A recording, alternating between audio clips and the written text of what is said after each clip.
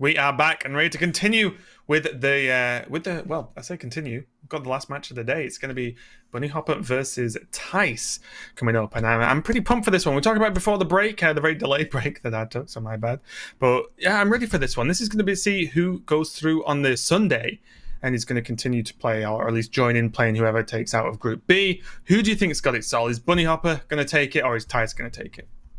Test, mic check 1 2. Yeah, we're good. It's I don't know. It's too close to call, right? I think we had some questions over Thijs' lineup. Perhaps you more than me. I'm not sure about the Spell Druid, but you had some questions about Spell Druid and Highlander Hunter. I was kind of on board with the Highlander Hunter, and I think it's clearly performed really well with him. I'm curious to see how it performs when he doesn't just have Fairy Dragon Stormhammer in hand, and whether he can cope with a slightly clunkier draw. But so far it looks like it's performing very, very well. Bunnyhoppor by the same aspect. We just have questions about this Control Warrior, right? And again, there's potential for it to come down against a Highlander deck from Thijs. And one of the problems I had testing this matchup against exactly the Highlander Hunter, and I think was it Thijs' list that you were playing when we were testing? Was, yeah. Is that Bunnyhoppor doesn't play any weapon destruction, and that Stormhammer literally does just represent 5 damage a turn over and over and over again alongside the hero power, which is really hard to fatigue. Yep, and you know how you get around that, Sol? You ban Hunter, like Bunnyhoppor's done. So we're not going to see Hunter from Thijs, which displays the points where I do feel with this lineup, Mage, this Warrior which has a question mark on it, and Rogue, I definitely think the Hunter can get work done against this for Bunnyhoppor, so completely understand the Hunter ban here. And then Bunnyhoppor has had his Demon Hunter banned, which again also makes sense to me if Thijs is playing a kind of a more standard lineup, the more of the semi-soft standard stuff. It means that Demon Hunter is just good for me at least.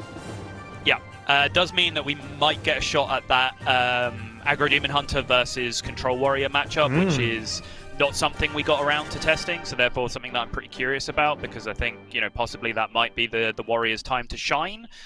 So to speak, so we hope we do get to see that one. But still, I think it's pretty interesting that we're this deep into the bracket, and both players have decks that are markedly different from what we saw last week, even though you'd kind of expect that with the nerfs and the meta change coming into play. But also just in terms of our predictions of what we thought were going to be strong. Some of these decks are very much off the wall from what we were expecting coming in as well, which, when we are so deep into the tournament, these are Swiss qualifiers, and now they're deep into the group stages as well. I think that's pretty interesting. Yeah, and just the mix of even just lineups overall, it's not a done dusted thing. People are bringing Hunter, some people are bringing Mage, Control Warriors, every type of Rogue. There's all sorts knocking about. The only thing I'm holding out hope for is some kind of Paladin making an impact at some point. I don't know, just because I think the Librams are really cool. But this is going to be Bunnyhoppor's Galakron Secret Rogue. We saw this in action a little bit earlier on, and I believe it went 1-on-1 in a previous series. It got a win first in the mirror, I think, right? And then it took a loss. But overall, I like this deck. I think I'm just partial to the Galakron version. To the Highlander version a little bit more. Yeah, and I think 1-on-1 is about right. I think the debate will rage for time to come about whether you play 2-ofs or whether you play Highlander. I think both have strengths and weaknesses, as we discussed. I think the Highlander version is a bit more value oriented and can go super late against things, but also has the insurance of a Zephyrus for some much needed board clears if needed against aggro decks, whereas the Galakron version is just sort of more consistent early tempo and can still keep up with tempo late on as well. So they're both just incredibly powerful decks essentially. Yep, just a reminder as well, Thijs is running the Questing Adventurer version of Demon Hunter, which means in this matchup, we'll see how it performs versus Rogue, but if it gets to play against the Warrior, then Bladestorm can actually get some work done against the Questing, right? Because no matter how big the Questing is, if you can isolate it, it dies to a Bladestorm no matter what. That's very true. It's interesting. Sorry, just based on my spectator appearing, I'm not entirely sure if that is the matchup we are going to see, or whether this is just the test. No, my bad. This is the banned games. Ignore me. I'm just trying to see the future with my magical spectator vision. It's come back to bite me. One thing I wanted to discuss as well for this rogue list, the 2-of, my main question is the secret package and makeup For me, I'm a little bit surprised it's 2 ambush, 1 bamboozle, and 1 dirty tricks. Whereas, although I appreciate how good ambush is, I think dirty tricks at least is extremely good. 2 mana, draw 2 cards seems good to me. And also the bamboozle. Well, we've seen enough bamboozle just today, Sottle, to see how insane that card is. So, like, do you have any great thoughts on this? I know you said you've not played tons of the secret package, but just as a 2-1-1 split, what do you think? To me, again, this is just based off like discovering the secrets pretty much while not playing the secret deck. I haven't actually played with them much myself. But Dirty Tricks and Bamboozle seemed good, and Ambush seemed kind of weak in my experience. So, you know, break that down how you want to. But I feel like the 2-3 Poisonous is just kind of easy to play around and very easy to kill for a lot of decks. Like, you know, even the aggro decks, right, which aren't really super concerned about giving you a 2-3, even they play like I-Beam, for example, in Demon Hunter that can deal with it super efficiently. So that, to me, kind of felt like the weaker one, whereas the other two feel okay to me. But yeah, personally, as heavily discussed, I'm not a huge fan of the secret package myself. Yeah, well, we are getting into the game now. We can see how it plays out. It's going to be this 2 of Rogue, the Galakron variety, versus Thijs's Demon Hunter. And again, Rogue, a weird class in the history of Hearthstone, honestly, in that on one hand, there's been discussions that have gone back to the beginning of Rogue is weak to highly aggressive decks because it doesn't historically have much heal. There aren't too many snapback, like big AoE clears. Rogue has never, outside of Blade Flurry, never really had AoE clears, right? So you understand why it can die to things like Face Hunter, even some, you know, other types of aggressive decks. On the other hand, Rogue has some of the most efficient tempo/removal in the game. Backstab, for example, Vendetta at the moment, SI7 Agent, if you know, we're just going basics. So it's always a weird seesaw for me that on one hand, Rogue's weak to taking early damage and quick damage, but you also deal with minions so efficiently that I feel like Rogue can have good game versus Demon Hunter. I just wonder if you fall on any side of that fence in any way. I do, Raven. I think you... Oh, good. Shall I tell you which side? Please do, sir. I think you nailed it in the Rogue is weak to Face Hunter. That's the example you get. Like, Rogue can't beat Lepinomes and a persistent 2 damage hero power and weapons smacking them in the face over and over and all that kind of nonsense. The problem is we haven't really had Face Hunter style decks for a very long time. Aggro in Hearthstone has become a thing where you build a board and then snowball your board and beat your opponent up. That style of aggro, Rogue can deal with very effectively because of the reasons you were talking about, Backstab and Eviscerate and Vendetta and all of these really effective removal tools. Current aggro Demon Hunter is kind of halfway between those two things. I was going to say, what happens when a deck does both, Sol? Yeah, so I think personally, if Rogue is playing Frozen Shadow Weaver, which is a card that can just lock out weapon damage for a turn or two by freezing the face, or, you know, freezing one big minion, I think it can actually be favoured against Demon Hunter. Without that card, I think it's a losing matchup. And in case you're curious, Bunnyhoppor is not running that card in his deck. He is not. If you did not catch it in the deck list just a minute ago.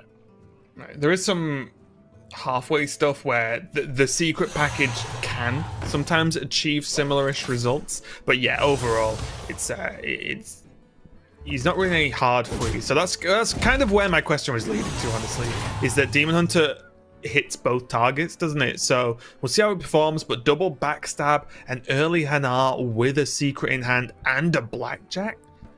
Okay, let's just draw all the cards that work together.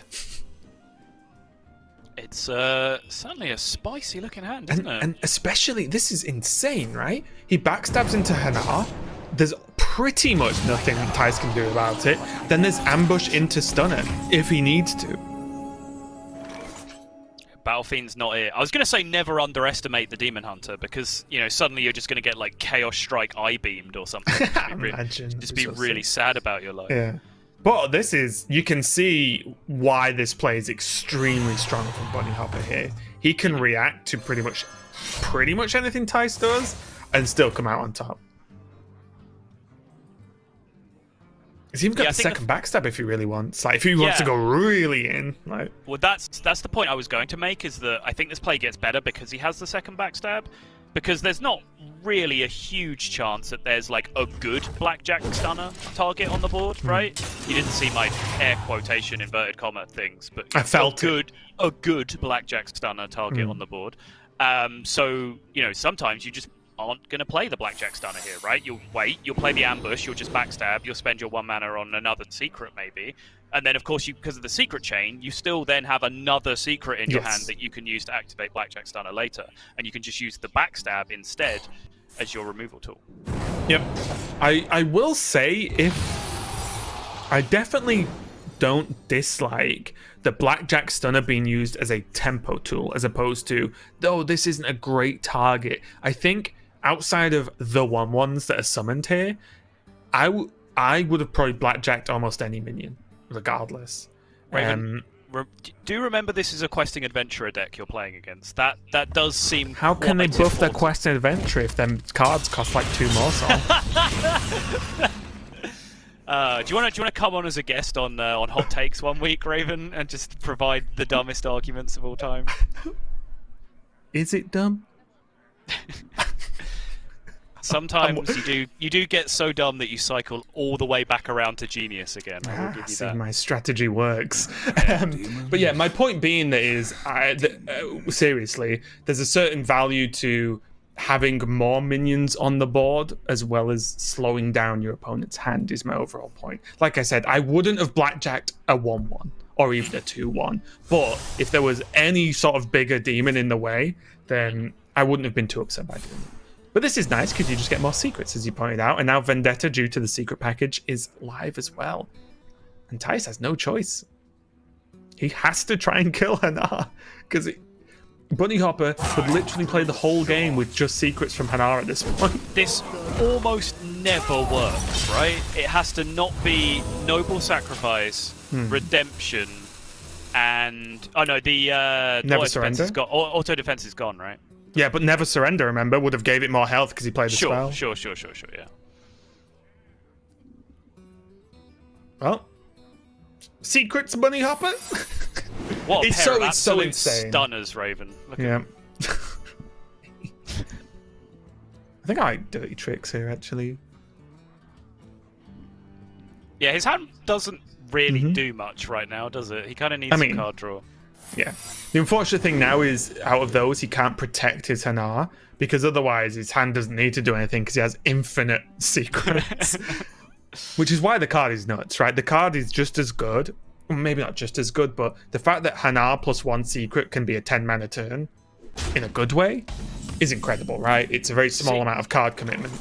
This is kind of the problem I have with the secret package, and maybe I'm just kind of biased by this one game, but like last time I was playing Galakron Rogue, I played against a guy with a secret package in a Rogue Mirror, which went all the way to Fatigue. And I just let him have Hanar for like 5 turns when we were down to like the last like 3 or 4 cards in our deck, and like none of the secrets did anything because they don't do anything, like they're not very good description, Saul. I love it. They're just not very impactful if you can actually like break down what they're likely to be and play around them and not do something stupid. I think like a lot of historically as well, like secret cards have generally had higher win rates at lower ranks than they do at higher ranks because they're hard things to play around. But yeah, is this whole insight just a casual brag that you're good at the game and you can play around secret? I feel like that's what this is all leading up to. Is the average player can't play around secrets. I am not the average player. To be perfectly honest, Raven, I felt that point trailing off without really knowing where I was going with it. So if you want to make that the conclusion, I'm fine with that. Okay. The funny thing is, he can actually use the stunner to bounce his own Hanar and heal it effectively, although it does cost a little bit more mana. It's a good Van Cleef turn, though, isn't it? It's not bad, Cleef. Alright, let's have a secret check. Let's have a secret check. Can I get a secret check, please, Al? Not many people get that comment, but it's fine. I only just got it when you actually, like, established that it was a joke that I was supposed to get. What? Even the way I said it perfectly? Yeah, I know. I feel bad.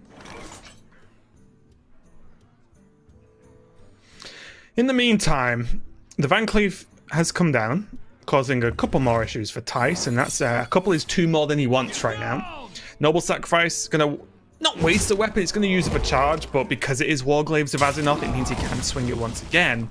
But overall, Thijs is looking like he is on the back foot, as now he can't cleanly kill this Cleef without taking a ton of damage and leaving the Hanar up, unless he wants to trade in as well. He's still got to work out some of these secrets, which are... Yeah, I've gone silent because unfortunately I can't spectate Bunnyhoppor right now, so I actually can't give you an answer to that question, which is very irritating.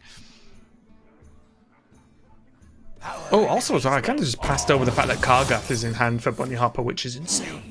It is pretty nuts. And Thijs has to just almost has to soak all of this damage, right? Yep. And he can hero power to kill the Hanar, which is huge. As even though the weapons ran out, you still get your extra swing for swinging at a minion. So not too bad outcome for Thijs. He's low on health, but he has dealt with the board and to a certain extent the secrets. Yep. It's just Kargath trade, hero power up, keep it simple. Not seeing anything I like more. He could Vendetta and just play Kargath as a 4/4 maybe? That's true. Is that a little bit better? I don't know how attractive stunning this Glavebound is, because, you know, at some point in the near future he's going to lose access to these secrets, but he does still have the Ice Barrier in hand, which he's holding on to, I think, for that exact reason. He wants to just make sure he always has that position active. Forgive me, but I've not been able to keep track of what the actual secrets of Bunnyhoppor's deck have been played. So he must have some more in his deck, right?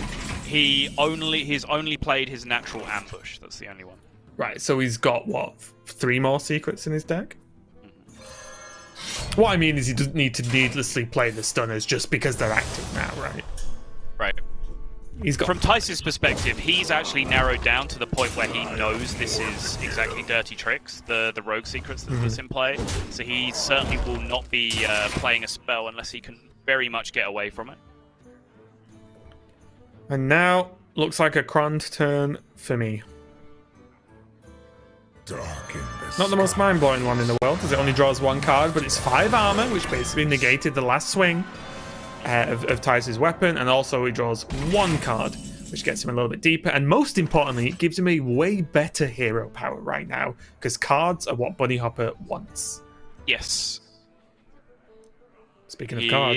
He is in control of the game, but I think that is actually a crucial point against Demon Hunter. It's why I don't like, for example, Galakron Priest in the matchup, even though in theory, you know, they have a bunch of like healing, a bunch of early removal, good AoE, some taunts. Like, you feel like you should be able to have everything you need to beat Demon Hunter.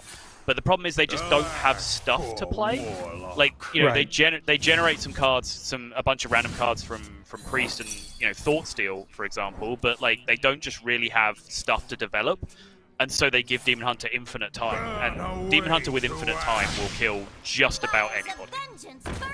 And that's the problem, right? You can't just remove. You need to remove and push them off the board properly with your own minions. So that's how it pans out. 2 Battle Mages coming off. Not exactly the mind-blowing push Thijs wanted, but it's definitely better than nothing right now.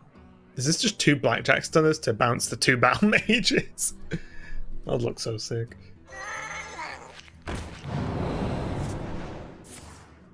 There is just a weird game of chicken here developing between these 2 players, right? Where like the questing can't really come down because of the threat of Pressure Plate, for one thing, which Thijs still hasn't ruled out, but also because he knows that Blackjack Stunner is a card so long as there's a secret in play. But at the same time, like, Bunnyhoppor is holding on to these Blackjack Stunners for emergencies in case the questings do start coming down. Yeah, and the problem is, I feel like Bunnyhoppor wins that game of chicken every day of the week, right? Because Bunnyhoppor, as we can quite easily see right now, can do way more stuff all the time, whereas Thijs has limited options, and limited options aren't going to cut it, especially now as it's the second one. Does he just have to do that into Skull? Not seeing a great alternative. Or what about if he just gets his Metamorphosis active? Bunnyhopper's on 19. Thijs needs to play this 5-mana card at some point. I grow impatient. I think anything that he does this turn, he involves playing a spell while a minion is on the board. Yeah. Now I am complete. There is the pressure plate. He's slightly messed up, right? Oh no, he's okay. Actually, he's okay. What do you mean? So I think this was just because the way I was thinking about it. I didn't know whether he wanted to just hero power first, then metamorphosis, because I don't think he ever gets him in 2 turns. Okay. But he might not want to swing the weapon this turn, which again alters how Yes. good the initial hero power is. So I think it was more me being set in the way I would have done it, which is not all the time, right? Just some of the time. Yeah, not going to swing the weapon, which again makes the turn make more sense in terms of the ordering. Right. But meanwhile, Bunnyhoppor, all the options in the world right now. Fortunately for Bunny now, he might start to feel pressured into having to play this ice barrier to prevent lethal. And then also, as soon as he plays the ice barrier, it's likely to get procced pretty quickly, which then loses him access to these blackjack stunners that he's been holding on to for so long. I think he's Starting got a one little more bit turn, awkward. right? 5-8. Well, Kane through the taunt would be 11. So it's like Kane plus... I think you know what? I think he actually will want to play it. Oh, okay. Oh! All right. Remember, Lightwell is start of turn, though, so that's no immediate healing. I think it's not bad if he plays it now, right? Because one thing although he wants the blackjacks to be good, he wants the ice barrier to be procced. Because what he's got to worry about is if he waits, there's a push now, and then there's like a glaive-bound adept. You know, to just and deal then, the like, fort. hero power and Glaive-bound finishes him off, without attacking. Yeah. Because he can attack a minion, right? Obviously, before people are like, well, the hero power sets it up. Yeah. Like, he can attack a minion, so I think it might be important that he actually gets this barrier procced, so he just gains the armor. That is a nutty Lightwell, though. Yep. No altruis for Thijs, no lethal currently for Thijs. And They will never catch me. oh, there's nothing good, right? Oh! Well, 1 mana off. The nerf. What do you mean? Oh, with the skull? Sure. Yeah. It's still pretty good, though. It is, but it could have been game winning. So it could have literally won him the game. Do you see what must be done? Still good though. And it's a fresh twin slice, which means he gets second slice as well. Yep. Is this enough? 4, 5, 10. It can't all go face because the Shield of Galakron isn't going to die here. So Thijs is still a little bit off. And now, this Ice Barrier and Blackjack Stunner combo that Bunnyhoppor has been greeting for the longest time. Also, it's well important to note that it's beneficial to leave the light well up. Well, not beneficial, but not versus the damage, because it can do that and heal itself, which is a big deal. Okay, so there's Barrier, there's Blackjacks. And he's even got the Devoted Maniac to kill off the Altruist, because something he doesn't want to do, even though it would increase the expensiveness, how much the mana costs, but you still don't really want to give your opponent an Altruist back, right? The door hit you. Yeah, for sure. Yeah, I think you want to kill that thing and never see it again, at least for the rest of this game. I guess, like, into a 2-card hand, it never really does that much to you, but yeah, if you can kill it, you should kill it. Yeah, It's yeah. a I think it's fairly better safe safe than sorry, rule to yeah. live by. Oh, do you like the bounce instead of the trade here? Order.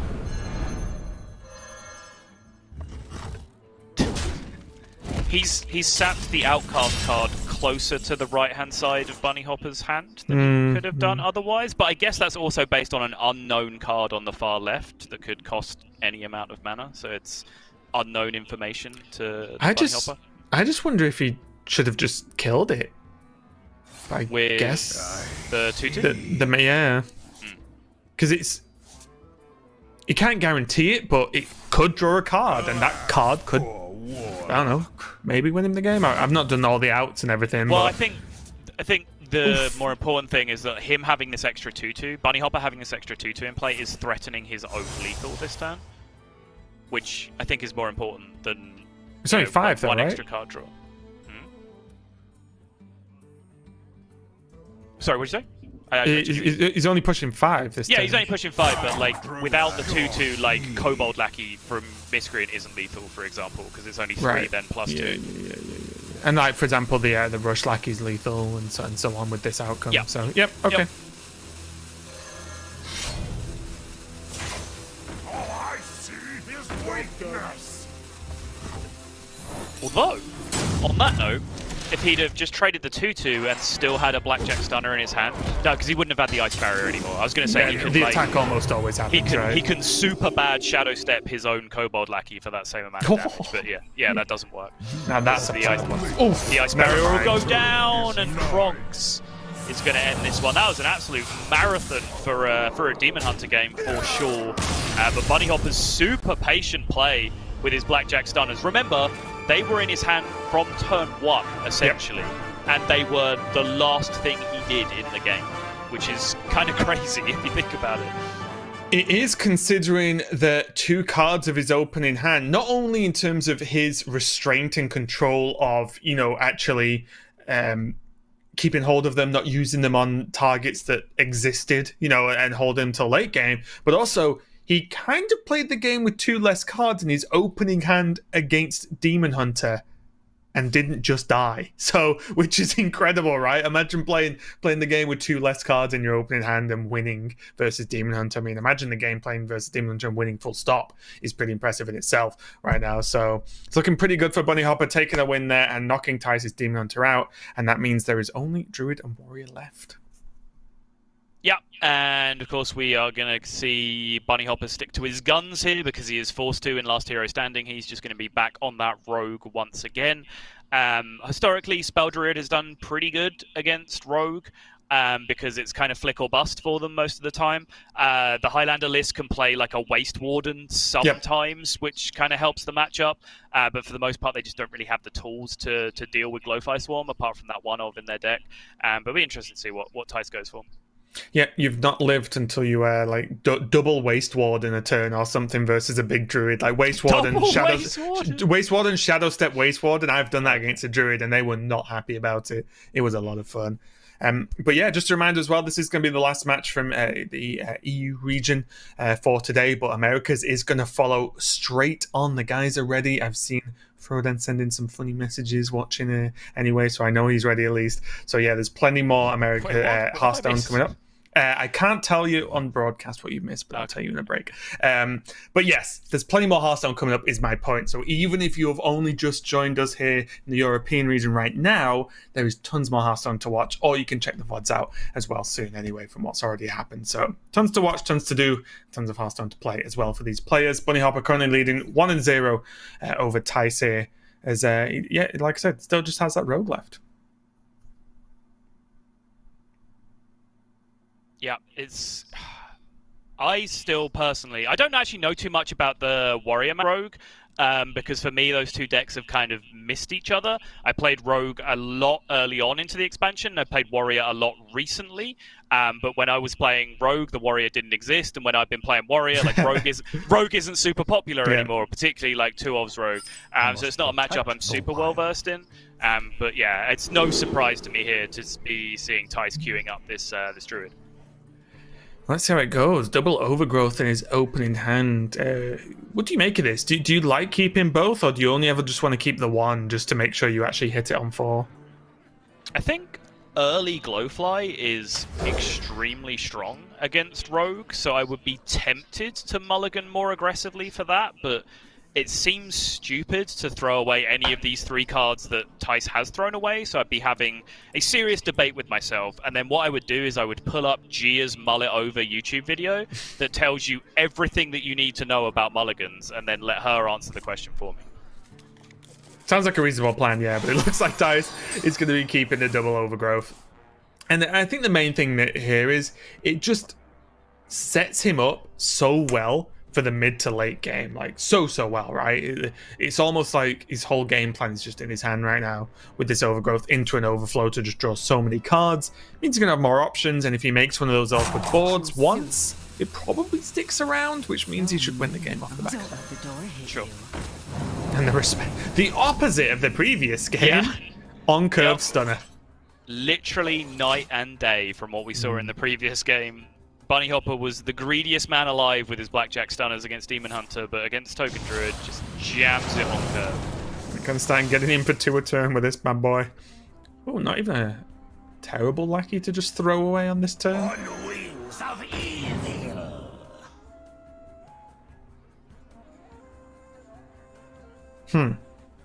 Likely just evasive Feywing. I don't think his hand is getting much bigger than Yeah. or big enough to make Twilight Drake a better. I think if he had He like, disagrees. oh, I think if he had like a backstab for the, to prop the miscreant, then maybe that looks a little bit better, but not too much. But I thought he was gonna go for Feywing. But what do I know?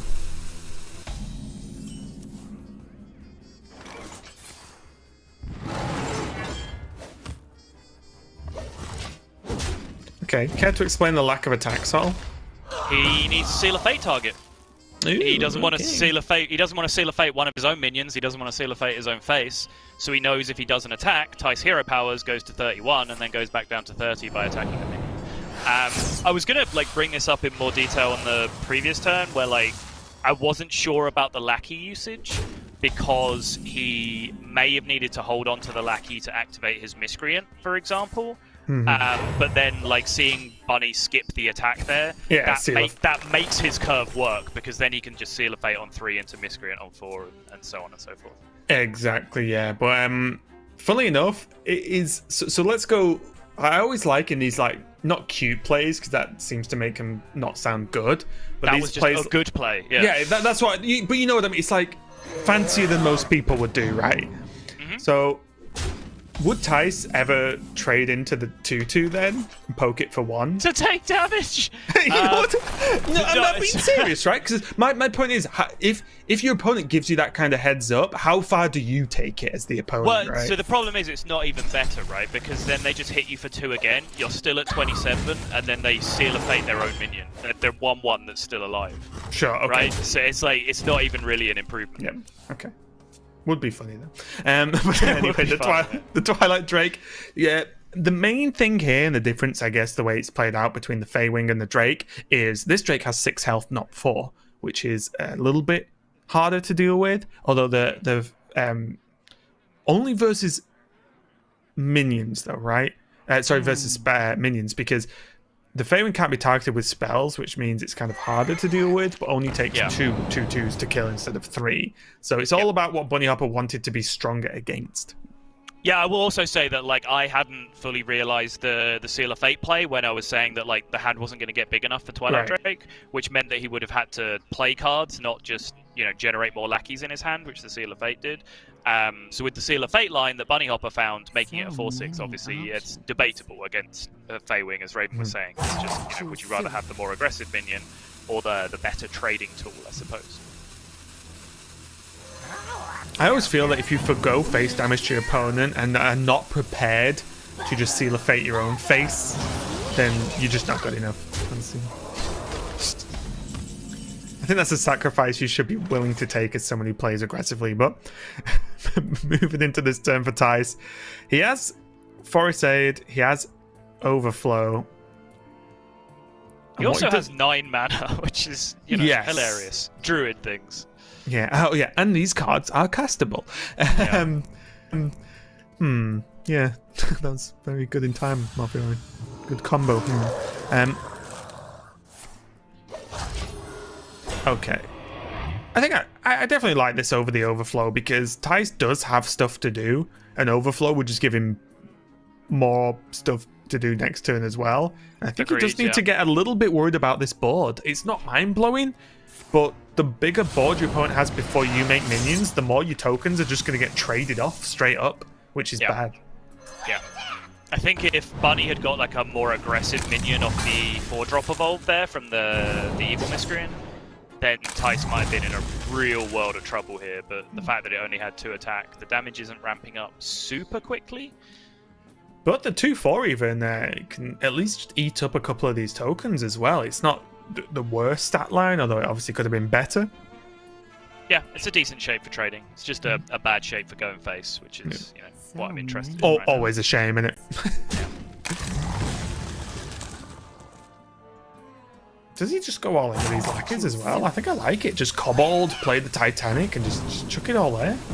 Make Thijs be worried. It's not like it's a swipe deck, right? Exactly, and honestly, every time I see this deck, I want it to play Swipe, even though I know it's probably wrong. But Swipe just feels like a card that should be in every Druid deck. I don't know why. There's Glowfly, but you can't Glowfly in Soul. Can. Again, it feels so slow. There's only 11 showing currently. Kind of just feels like it has to be the play, right? Just hope there's no lethal, yeah? I'm on board. Well, everything else just doesn't... just makes the situation worse, right? Even Overflow, you draw a card, you heal for 5, but you probably do nothing else, which means you just get hit again, which the heal doesn't matter. So, yeah, I think this is just... It's a tough one, but it's one Thijs has to do, and there is a Togwaggle. And there's a... I think he's got the lackeys to activate this on board. Yeah, I think just he's about got it covered, yeah. So now, where do you like Bunnyhoppor going here? Do you think he goes all face? Because obviously you can't use the treasure now. So do you think he goes all face and just says, you have to trade, and then the wand might get me there anyway? Or do you think he goes halfway? Maybe that 2-1 dies. Outside of that, I don't really see the logic in killing anything else. Okay.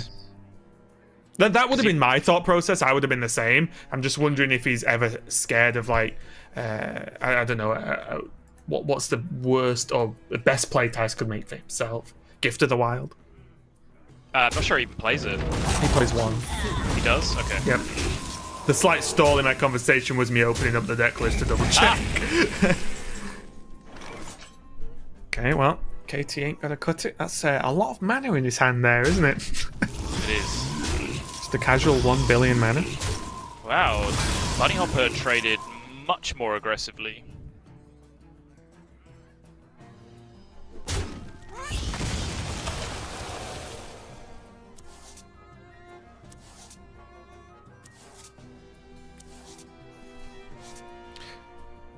Another interesting point here, he can kill the Togwaggle, but should he just save it for the KT turn instead and try and really go off next turn? That's a very good point, yeah. Because is the Togwaggle really going to kill him? Like, it's only 5. Maybe. The difference between 14 and 9 is pretty relevant, I would say. He could just play Overgrowth next turn with KT though, right? Overflow, yeah. Oh, Overflow, sorry. Apologies, yeah. As long as he doesn't die immediately, yeah. Yeah, and, yeah. It's just because KT is just a whole lot of nothing. Oh, is that pack it up? Is that the body bag? 0 mana flick in this matchup. Whoa. Bunnyhoppor's just one shadow step away from a good time, isn't he? Although he doesn't actually run it, so it doesn't matter. That's the 4th invoke now. This is the 5th playing Praise Galakron. Not that keeping count after 4 really established. I was going to say, so... wait, is it like a hidden Galakron form? You have to do a weird input on character select to unlock the hidden Galakron? Yeah, that's right. And then just like Super Galakron just appears on like Raging Demon's M Bison, and you have to fight him as the final boss instead. Wait, hang on. Yeah. I'm glad we were making the same reference there.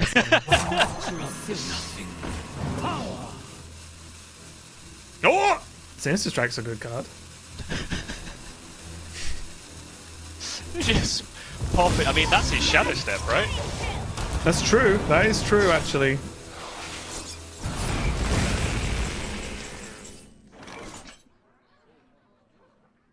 All right. This was where a bit of my issue with the removal the previous turn was, because I feel like Thijs' turn this turn is always extremely one-dimensional now.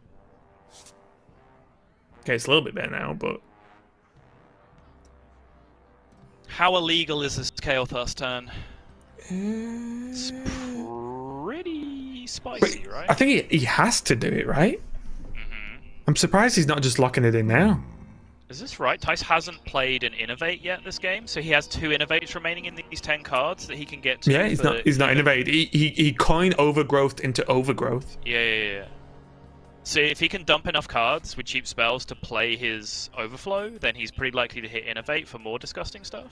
I think he needs to get going now. It's almost too late already, isn't it? That's what I mean. Now. But was there ever a play that wasn't KT? I get. Oh, okay. Power. My people are addicted to it. Yeah, couldn't. Well, he would have. I would say. I don't want to say he couldn't have overflown right there, because he would have overdrawn one card if he overflowed right there, which is a real thing that you do in this deck. Deliberately overdraw cards sometimes, but did seem a little bit awkward. But I think, yeah, most importantly, even if he did decide he wanted to overflow towards the end of the turn there, he just straight up didn't have enough time, right? Yeah. He would 100% roped. Which is why I was worried. For me, I thought it was always a KT turn, so you always just at least do the first rotation and see what happens. Shield of Galakrond, huh? Okay, I was not expecting this to happen. We're expecting the shadow step flick, I'll say. Okay, no, I want to go Titanic Lackey. No, one Titanic Lackey, dagger, kill the Kael'thas. The flick lives because you've given it 6 health, and then you daring escape. You spend 4. Okay, yeah, it's 1 too many mana. That doesn't work. Nah. That's why we didn't see it. Makes sense. Bit of a slow one from Bunnyhoppor. I think the most important part. Oh, he's just throwing the flick. Okay. Yeah, he's gonna kill it, right? Yep. I just meant he could have gave the flick the extra health and had the other Shield of Galakrond as like the taunt, right? Right. Oh, sorry, if you heard that. I did not. Then I'm not sorry. Very curious about what it was now, though. I just moved something on my desk and it made a noise, that's all. Oh, okay. It was nothing extreme. There's no dog rampage or something? No, I'm muted for that. So yeah, sorry, back to my halfway point. I thought he was going to keep the flick alive and not the Galakrond. The shield. Oh, sure, yeah. I think just those extra couple of points of taunt might actually be important against like straight up Savage Raw damage, though. The way it was like broken down.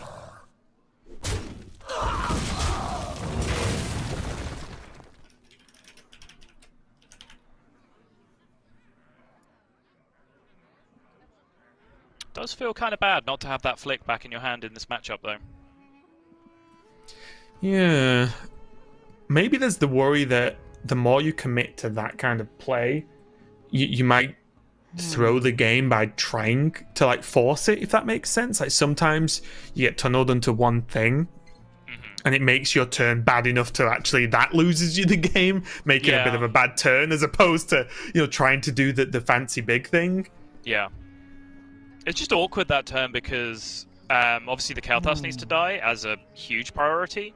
Yeah. But once the Kael'thas is dead, you know, this deck can only kind of do one big thing per turn, and if you're able to deal with another one of those big things with a flick, then suddenly you're feeling pretty strong. But the problem was Bunny couldn't achieve both of those things in the same turn. He couldn't flick all the tree ants and kill the Kael'thas in the same turn with the daring escape. It just didn't work out. Now he's a little bit on the back foot here. Doing what he can to clear this up. The Guardian, pretty good, mainly just for that lifesteal. Even the Titanic Lackey there, forcing the interactions with it that he wants, just to be able to heal back up a little bit and kill off some of these tokens. Sorry, but now it's really on Thijs to see if you can push some damage here. So it's 10, 1 Savage Roar makes 22, Hero Power is 23, so can he get through the lifesteal without putting any physical damage into it, is the question. Answer, no. Nope. Not unless can he draw something with Rising Wind or something? Let's see what I'm not 100% sure what removal he's got left. He's used 2 Bog Beams, he has used That's his second Crystal Power, right? He's used 1 Wrath, which he doesn't play 2, so he could get the Wrath. That was a lethal out that turn, but it was a 1 outer. Seemed kind of ambitious, I guess. I thought you were going to say, I've heard this too much, be like, that was a legal out. So I'm hearing legal every single word. What's going on? Time waits for no one. Thijs looks like he's comfortable with just saying okay again. Yep. And I think he's noting quite rightly that Bunnyhoppor's running out of juice a little bit, not only in hand but just in quality of card right now. Yeah, Bunny needs a Galakron, I think. I don't think there's like a single draw that gets him out of this position. He needs Galakron to draw for. Okay, I lied. Secrets can Flame actually Ward. get him Flame Ward, which is pretty exciting here. So this is a weird issue, right? He can't take Counterspell there because then playing Counterspell won't offer him a Mage Secret, and he really wants that one to get Flame Ward. So And he he did. could not play Counterspell. Right. Which was a complete... the double whammy. Yeah, buff your minions, friend. Yeah, slightly ambiguous card text on Hana, I will say. Well, after you play a secret, discover a secret from a different class. You could read that as like a different class from the one I'm playing, right? Yes. But it means a Incorrect. different class from the last secret that you played. Yes. So you'll always basically rotate to the other three classes other three, secrets that isn't the secret you just played. Yep. It's the easy way. And was that enough, Subtle? That's my question, because that is some AoE. And then there's more AoE after that, and Bunnyhoppor's on 27, which means it's not as if Thijs can push, like with Flame Ward, you do the damage first, right? So it's not as if you can push enough to just like do 5 damage twice for lethal. Like Bunnyhoppor's on 27. That's a lot. And I believe that's Bamboozle as well, so Hanar's going to grow. That is a Bamboozle, yep. Oh, who's thirsty? Okay, sure. Is that enough? Thijs is on 3 cards. And Yep. does he have any board buffs? Wait, does he have his Gift of the Wild? Is that one of his last cards? He has a Gift of the Wild left, yeah. He has Glowfly Swarm in hand, which he still makes a board with. So there's one more board that he's dealing with. He's used all 4 Forest Aids, essentially. Which is And kinda somehow crazy to Bunnyhoppor's think not about, dead. right? Yeah. That's Gift. Yep. Wait, should he have attacked? No, of course you don't, because he's just going to keep this board and then play Gift of the Wild is his theory, right? He doesn't know this is Flame Ward and Explosive Trap, which is obviously problematic for his plan of making 5 health minions to go face. Yeah, I guess... Yeah, it's easy for me to say, but I don't know if it's what could these 2 secrets be? Do I just check and then make a Glowfly board and try and do Gift of the Wild next turn? I guess that doesn't really fit as well, but... Thijs is going to get some bad news, I think.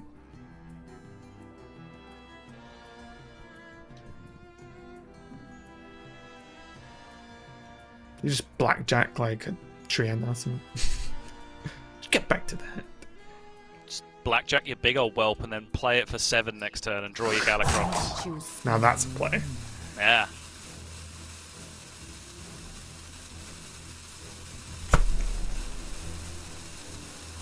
Don't let the door hit you. This Hey. is such a tense ending. It is, and honestly, I don't know how Bunnyhoppor's done it. I'm not saying he's won yet. I'm just saying that it's a. I feel like most players would already be dead by now.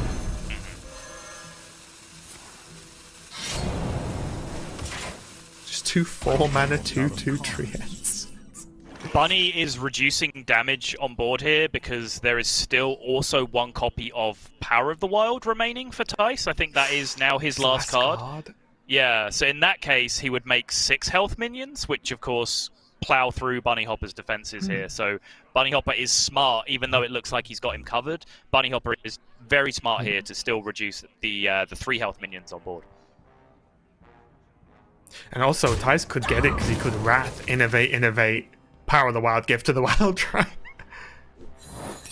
Wrath, Innovate. Yeah, sure. Yeah, he could actually have done it. That's the best Yeah. thing. He could have actually have made the play. So there goes the Explosive Trap. Those minions failed to attack, though, so the Flame Ward has not activated. Time waits for no one. There goes the Flame Ward, and now here comes the Glowfly Swarm, and now Bunnyhoppor needs another solution, because this Flame Ward is not going to cut it. So a preemptive setup fan of knives would do it, right?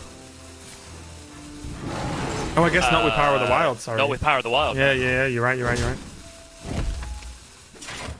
What is this game of Hearthstone, Sottle? Crazy, that's what. It's definitely not going to help. Does Draconid put up a good enough wall? Because he can't Gift of the Wild. Well, no, he just needs Gift of the Wild. So he can Gift of the Wild, Innovate, Savage Roar, which is 1 billion damage.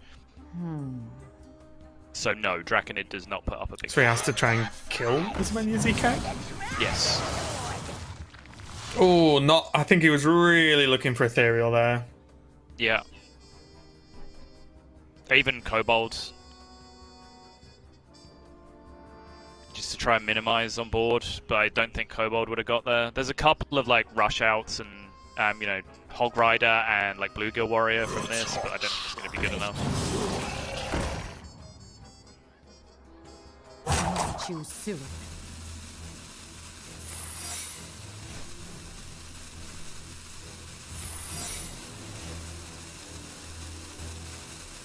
Thijs gives the nod. I think he knows that he's got this covered no matter what. Yeah, I think what's important as well is Thijs knows that he has the ability to check for the counter spell as well. Because he doesn't know that that's a Flame Ward. We do, of course. But he can do this to check counter spell. It's not counter spell, so there we go. Yep. And then the Gift of the Wild comes through. And that's approximately 1,000 damage. Sure is. Or enough, at least. And Thijs, oof, a long drawn out game number 2 there. Very close. Very well played from Bunnyhoppor, but Thijs keeping his cool and managing to take the win there and even it up 1-1 with this Druid. And that was a tough one. Like that looked a lot closer than I feel like it should have done based on what was being done in the game. There was 100 waves of Treants. Somehow Bunnyhoppor put a stop to them, but it was just a little bit not enough for Bunnyhoppor there. It was just so close to finishing that up. I think because of that sequencing at the end, he didn't have lethal through Ice Barrier. He would have been one off. But there's actually no way to play around everything because the other play would involve checking the counterspell with Innovate, which you can't do because if the Innovate goes off, it doesn't work. You're at 10 mana and then the Innovate doesn't work. Because obviously his max damage that turn was Gift of the Wild, Innovate, Savage Roar. The combination of that would have had lethal through Ice Barrier, but he had no way of checking Counterspell with that combination. Sorry, I'm really into that game. That game was super fun. I just want to watch that game again on repeat for the rest of the broadcast. That was sweet. The interesting point as well is Thijs didn't necessarily have to lethal right then. It's just it would have gave Bunnyhoppor a turn to respond, right? So it didn't matter. I think it was just like an interesting thing that I felt like bringing up for the sake of it. It was. It's why you saw the Power of the Wild first, right? Because like once you logic out the steps, this was the least bad outcome if it's counterspell. So if you're one off lethal to Ice Barrier, then whatever, you're one off lethal to Ice Barrier, right? It's just and most importantly, Thijs was not dead on the backswing, right? So he was relatively safe. But anyway, that was just 1-1 now. Still a couple more games left, potentially, maybe even a couple more. And I believe Bunnyhoppor is going to be moving on to his Highlander Mage. Again, just the hard polymorph, the Vulpera Scoundrel in there. Maybe a couple of questions, but with the amount of freeze available, the AoE, as well as potentially summoned or discovered cards, should I say? Sorry, Reno, Puzzle Box. Mage definitely has the tools to deal with Druid, in my opinion, at least. Yeah, for sure. I think it's a fairly even matchup. I think, if the Mage tools are there, but they draw them slower and access the mana to play them slower than Druid does. So, if every card lines up against every card, yeah, sure, Mage has the gas to kill all the boards and threaten lethal and everything that they need to do. But it doesn't always work like that because Druid has access to much more of their deck much quicker than the Mage does on average, which I think overall makes it a pretty 50-50 matchup. Yeah, and let's kick it off 1-1 here for Bunnyhoppor and Thijs. The last match of the day. The winner goes on to Sunday, and the loser does not. And they are done for the weekend, ready to prepare for next week of Swiss once again. Bunnyhoppor on the top on the Mage. Thijs on the bottom on this Druid he just took a very long game with, but it was a win. Not a bad opening for Bunnyhoppor, to be honest. Like, what are you really looking for as Mage here? Because to me, Doomsayer, Bone Wraith, Rare Frost. Not the Deep Freeze, but the rest, not too shabby. Yeah, for sure. We saw a super clutch Doomsayer curve played out earlier by Yarla, actually against Thijs as well in the same matchup, where he played Doomsayer just to block any threat of Innovate Glowfly Swarm, which then allowed him to curve more aggressively into his Reno the Relicologist for removal, so that he could always stay ahead, one step ahead of the removal threats from the opponent, which was really, really nicely done. Well executed from Yarla. No surprise seeing Bunnyhoppor hold on to that card as well. Yeah, it makes sense to me. And even this Swampoo's not the end of the world. It's just a throwaway minion you can drop down and say, well, you know, Thijs, you're going to have to either kill this, it trades with a minion, you know, whatever. So, not too horrible. One card I do think is a bit unfortunate for Bunnyhoppor is that Boom Pistol Bully. Definitely not the terror it is against some other decks. But versus Druid, not many, if any, Battlecries in the list, right? Are there any Battlecry minions? I'm going to say no. So yeah, pretty bad. Maybe a decent target for Conjurers if we're getting desperate later on.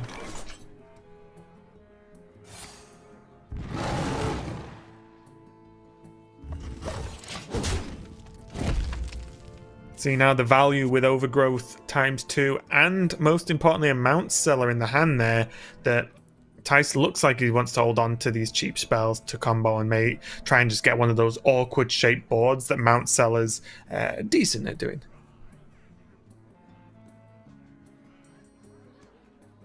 Is this a coin saber? I can see it. You make up the mana, right? The curve works, yeah. The next turn you can just play Bully. Yeah, exactly.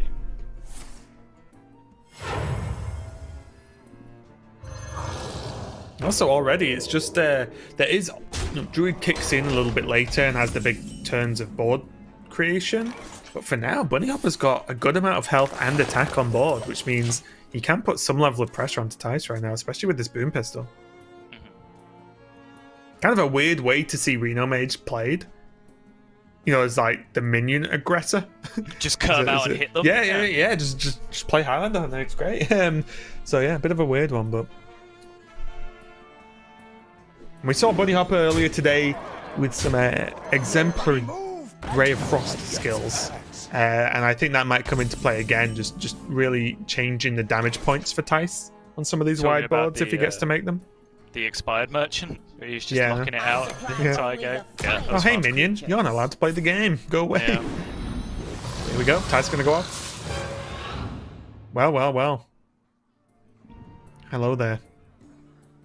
Old Zixor is back. So, if you believe, do you actually Crystal Power a 5 health minion because you know you're going to get Diving Griffin?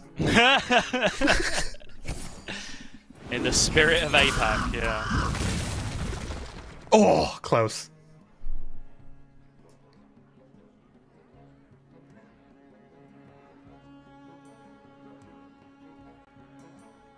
The reason Thijs is on pause here is the minions trade into a Mount Seller perfectly, so the bump with a Zixor does nothing except lower Zixor's health.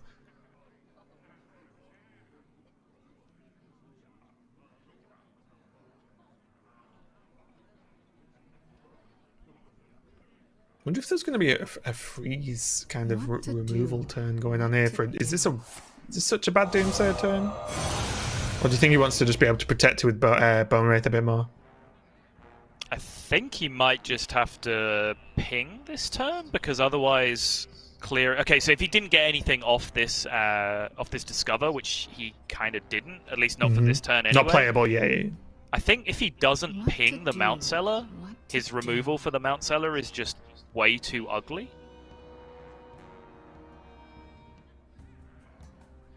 Time runs out on me. So he does still have access to 5 mana though, right? So he can attack and still use the sure. Fireball. Yeah, no, it makes sense. I totally blanked on the fact that there was a Mana Saber on the board then, with the Discover overlay, but yeah, absolutely. Everything I will admit, when I've been playing Mana Saber, I have attacked last and then slapped myself in the face when I realized I could have made a completely different turn because I just forget what it does sometimes. It's so weird that one card gives me a mental block when I'm playing it, at least. While playing, that sounds much worse. Oh, it is. Yeah. But yeah, for sure. So yeah, everything I said was nonsense there. Obviously, the Roaring Fireball off the Discover was much, much better. Is it Rolling Fireball? I wonder. Did I say roaring? Yeah. It's just a fireball that growls at you when it goes past. Weird habit that comes from being a wrestling fan. There's some debate about whether a particular move is called the rolling elbow or the roaring elbow, and they're used very interchangeably. So in my head, Okay. yeah.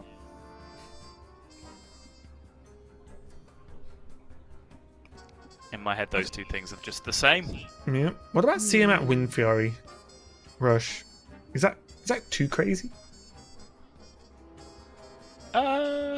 Just clear the board and have Runs out stuff. on me. Well, not clear the whole board. It's not clear, yeah. Come to my aid. I think the Tiamat was definitely happening. It's just the combination. Oh, just Divine Shield, okay. Yeah. I think this is better because it's not to the point where you're in panic mode, right? Like, there's two different stages of killing Druid stuff, which is, okay, this is fine, I'll just kill the stuff that I feel like. And then there's panic, throw everything out the window and just kill everything you can because I'm about to die. Right? And he hasn't reached the second point of that yet, so I think just, like, value trading as best he can and still having a 6/6 is probably a little bit stronger here. I was just looking at trying to protect the Mana Saber at all costs, honestly, because I feel like that is what is really pushing Bunnyhoppor through this game. That's fair. I think it's pretty ambitious to expect that to be hanging around to be giving you, like, Alexstrasza and Kalikos turns. Well, I'm an ambitious guy, so... I know you are. Yeah, like I said, it's not. It wasn't like a crazy suggestion, but just something that was available for him if you wanted to clear off one extra minion. Glowfly Swarm. It's gonna fill the board up for Thijs. The Power of the Wild going to come down to make it a little bit more sticky. For no one. But one of Yeah, the Power of the Wild allows this crucial trade onto the Mana Saber as well.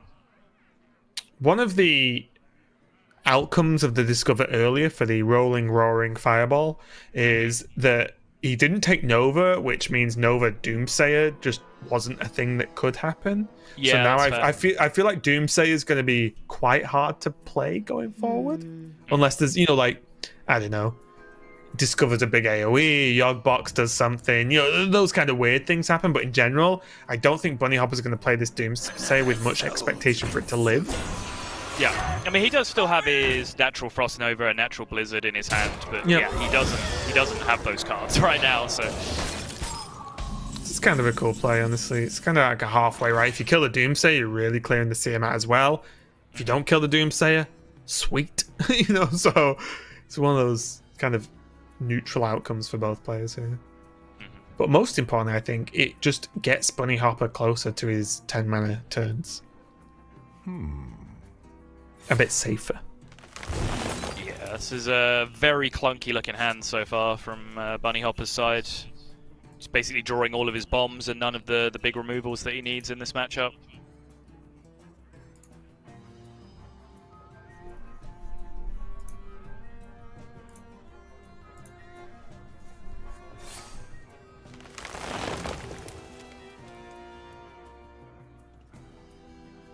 I like this. Just overgrowthing there to get himself the excess mana spell in hand so he can have his Kael'thas pop on the following turn.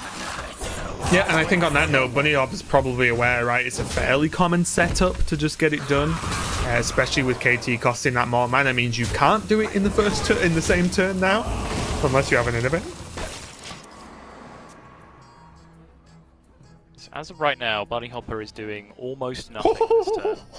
He is continuing to do almost nothing this Hey, look, turn. that Dragon Caster means he can ping as well, man. That's a big deal. Sorry, he wasn't able to ping with his 7 mana he had remaining before. No, but the now he can Dragon Caster. Caster, Ray of Frost, and ping. So Whoa! Incredible. I stand by my doing almost nothing assessment. he has to play the Dragon Caster regardless, right? Even if he doesn't Ray of Frost. Ready Yeah, for a he just needs the show. minion in play. you. Oh.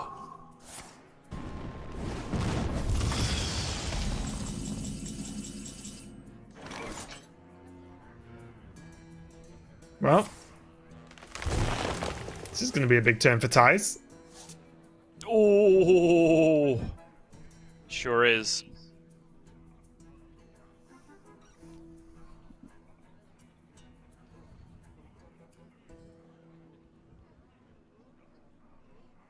Do you also do this? Do what? Play the spells before you play the KT? Yes. Energy. Power. My people are addicted. Is that weird? It's probably purely a self-preference thing, like click and drag versus click and whatever. Yeah. But yeah, for me, it feels like, what if you accidentally just use the wrong spells? You know, or you spend too much mana and not play KT? You know what I mean? For me, I feel like I would mess up because KT always gets played, right? Time waits for no one. Oh, there's a Zixar. I forgot that was there. Yep. So now he needs one more spell into Forest Aid, 2 more spells into Gift of the World. He can do that. Yeah, he has the ultimate pop off this turn if he wants Does he have it. the time? Nope. Just gonna leave it. This could have also just been a genuine decision, like not to overextend into, you know, Blizzard into Amazing Reno or something like that. I guess, yeah. Uh-oh. Looks like I'm here. This man is look very dead. Wow. And just like that,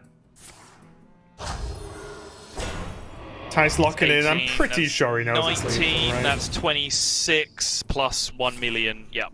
Yeah, that's going to be game. Bunnyhoppor's head goes down. It's another game, and his hand was very clunky, but that does happen, right? Like that, Reno Mage can have some, runs a lot of high-cost cards, and unfortunately for Bunnyhoppor, he had them all together. And the turn he needed to just bridge, he had Alexstrasza, right? Which is almost 9 mana do nothing in that situation, which is just unfortunate for him. If it was almost, you know, there was a ton of other cards. That one bridge to Reno or to Kalagos could have been so much better for him, but the Alexstrasza was just a flat nothingness. So unfortunate for Bunnyhoppor there. He goes 2-1 down, which means Thijs still sticking on this Druid, and now Bunnyhoppor's just got his Warrior, and it's all coming down to this, Sol. Bunnyhoppor's life in the tournament is down on whether this Warrior is going to win go 2-0 in this against Thijs' lineup that he's got left. Yeah, very curious about this matchup. It's not one that we've addressed so far, but it is one that I sort of like theory crafted in my head a little bit. And you know, this is where potentially the Blade Storms, come into play, perhaps more than the Brawls would, because cheaper removal that, you know, kills things very, very effectively. But there are, I guess, some things that Thijs can do to play around Bladestorm in the matchup just by, you know, asymmetrically buffing his minions with Ironbarks and so on. But there's only so much he can do to play around it, I suppose. So I think Bunnyhoppor has all the necessary cards to kill all the waves that Thijs has. But similar to that Mage matchup, I think he doesn't necessarily have access to them as quickly as the Druid does. So that could potentially be the problem.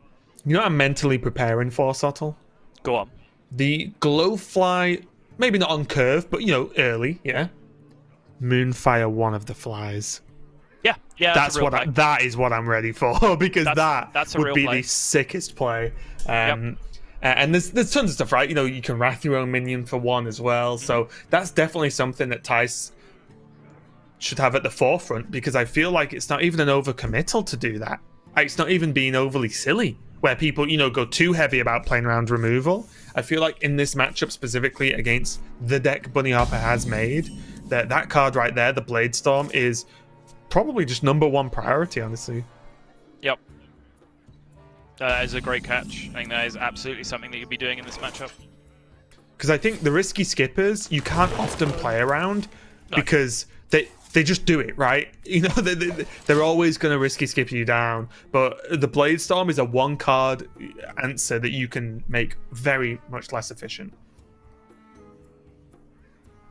So let's go. Thijs really good at getting that overgrowth. You know, is that every game today? It's insane.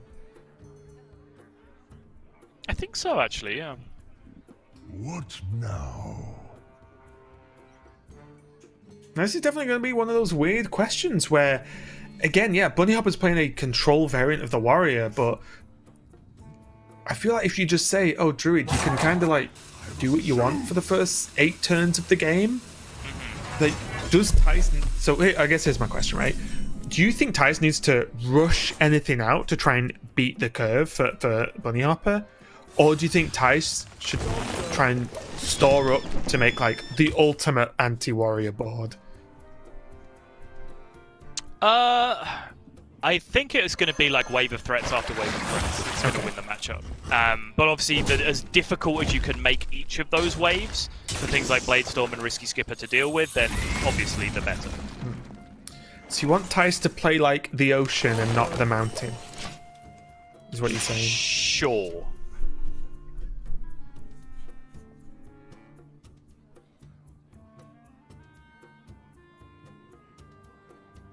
Looks like Such another a hard weird pass deck. turn. Yeah, it's like It's just such a weird deck. a lot of green cards, none of them you want to actually play. Yeah. What now? What now, indeed? Oh, wait. There's only skippers, right? So his anchor doesn't actually draw him a card now? Yeah, he's out of pirate draw. Yeah, so this makes sense, right? He's not overly bothered about the damage. I don't think it... Well, I think for me, he never kills Thijs. He kills Thijs by killing all his stuff. Uh-huh. But I guess... Did he necessarily need to swing that turn? Because his hand is just more full now. I think it's about generating the extra cheap minion in case he needs to react to big board state this turn. So he can do it with for the skippers. Okay, He can okay, do it okay. with the and he can have like the skipper turn instead of the Bladestorm turn in case of emergency. The anti-blade He storm does play. have. Is he gonna do it? Do Oh, it. please, do Thijs, it, Thijs, do honestly, it. honestly. No. Wow. It was an exaggeration, a joke, of course. Wow. But that would have been sweet. That would have been instant top 1 play of the week. And then it just gets blown up by Risky Skipper anyway. Yeah. Don't care. Would have loved it. Yeah. That would have been sick. I wonder. But as you said, In reality, wave one. it doesn't do that much, right? Because like Bunnyhoppor can, with the weapon equipped, he can just hit the 2-1. Right? Yes, And then yeah. It's just back to business. So maybe without the weapon, we would have seen it from Thijs. But even then, it's like, your lackey kills the 2-1, you shield slam the 2-1, all kinds of things you can do in the situation. Because shield slams are pretty terrible cards in this matchup, right? They don't really do anything unless you can build up the armor to deal with a Kael'thas or an exotic Mount Seller. I think it's definitely fancy on a variable health board, right? As opposed to just a flat 1 minion is the answer. Right. Like on a Mount Seller board, if you have too many minions, say at 3 health, because if that's the way a lot of the beasts work, then maybe that would look a little bit cooler. But yeah, there's definitely answers. It's just a cool play that actually makes an impact sometimes, as opposed to a lot of cool plays that don't really make an impact sometimes.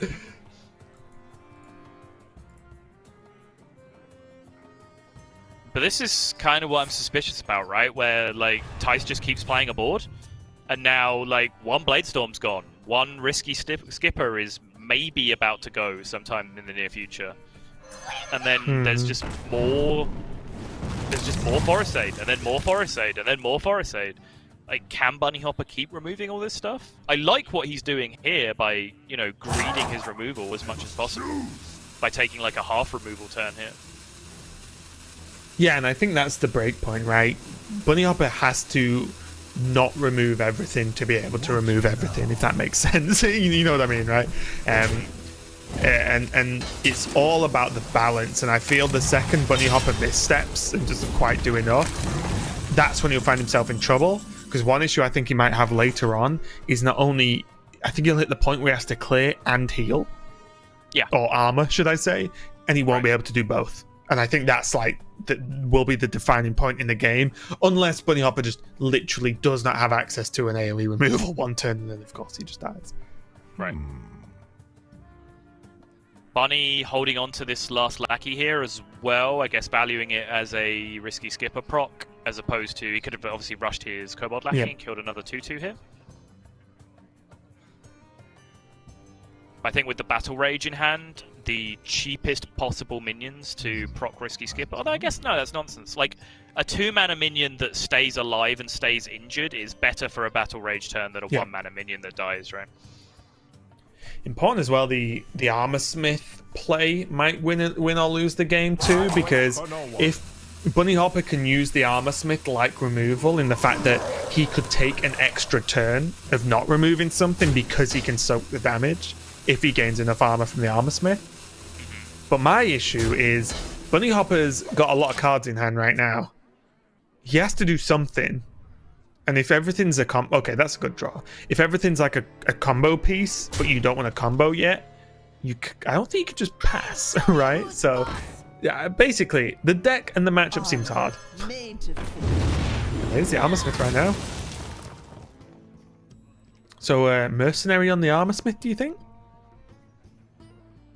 Seems good to me. Is it more important to Battle Rage this turn? I guess he could still do that with the coin? What now? You could. He also just has shield block and other stuff, right? Like, yeah, coin up. Actually, coin Battlesmith. I'm just merging cards again. Yeah. Every time a minion takes damage, draw a card. Yeah, I like this actually. This was really nice. And suddenly, what's that? 41 health? Yep. Seems pretty good. Pretty solid. Thijs is like... Again! Yeah. One more time.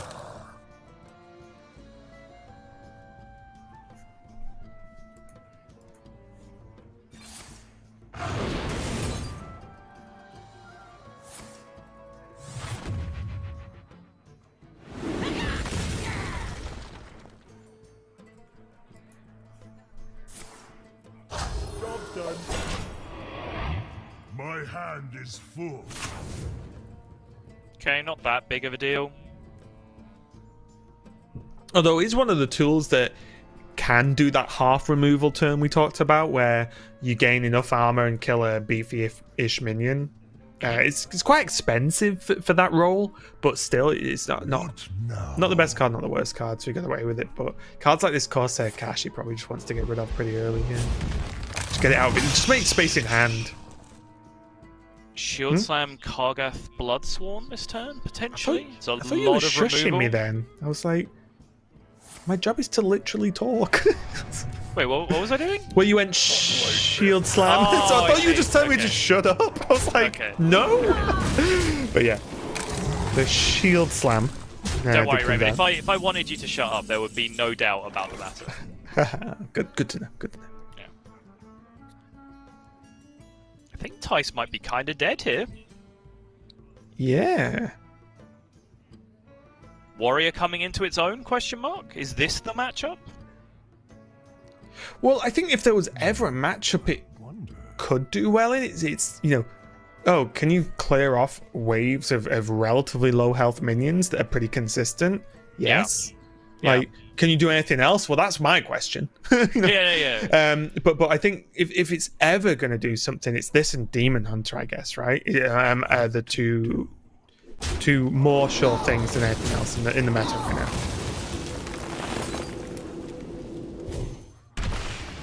I have more to give.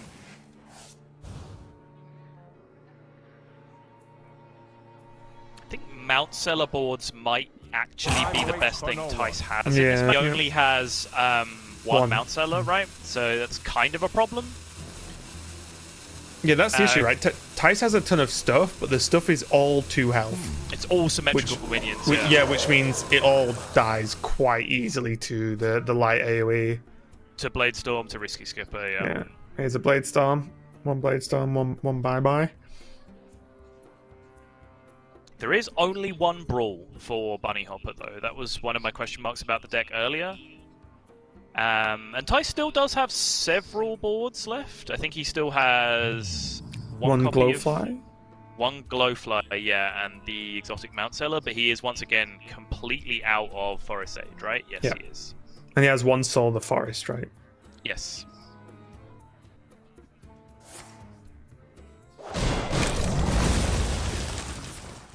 So that is one-ish board from the Mount Seller, depending on whether he can get it to live or not, which seems unlikely, and then the Glowfly Soul of the Forest board.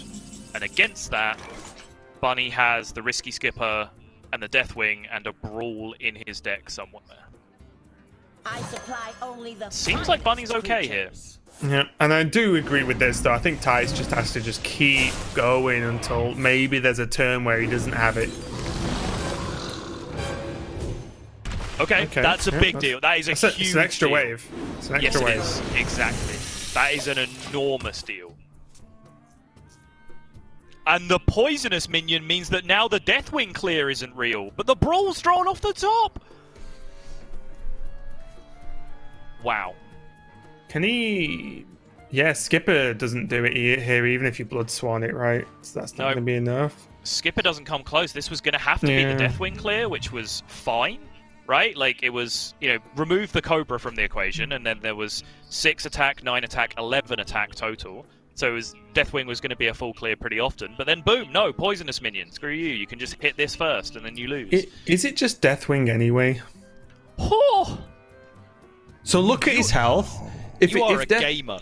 If Deathwing whiffs, well, he has Brawl next turn, and it's not like Thijs isn't going to go wide, right? Well, but then he's used 2 of his big wave clears. But what does on one Thijs have wave. left? He has this Zixor and a Glowfly Solar Forest. What now? I don't think Bunny can use 2 removals here, or else I think a board sticks. So I think he might just have to Brawl this? Unless there's a more creative clear I'm not seeing. Life and hope of your fight. Ooh, okay, Okay. this. Sure. So he wants the Cobra to go in, right? I think Thijs will probably be too smart to fall for that trap. You know what? This is fine. Would Savage Roar get him anywhere here?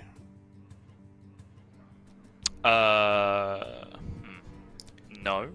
Okay. I think the Gift of the Wild is a relatively expendable card, honestly. Well, yeah, because you're going to Glowfly Soul, right? And then it either lives or it doesn't, which is a very silly Then comment for me to say, that's your but... forward, yeah. yeah. Oh, I'm back. Not bad. Thijs is just going to soul this board? Is that what's happening? I mean... Or is he going to innovate the Overgrowth for Kael'thas turn next turn? Time waits for no one.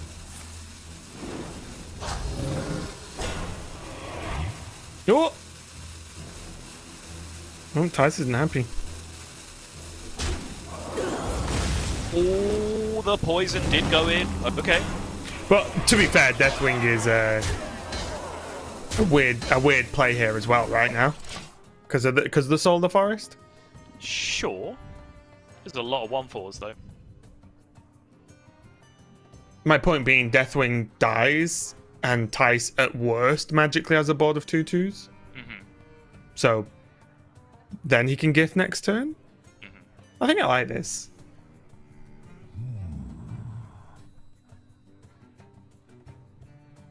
It was quite unfortunate that he has 4 Patriarchs. Yes.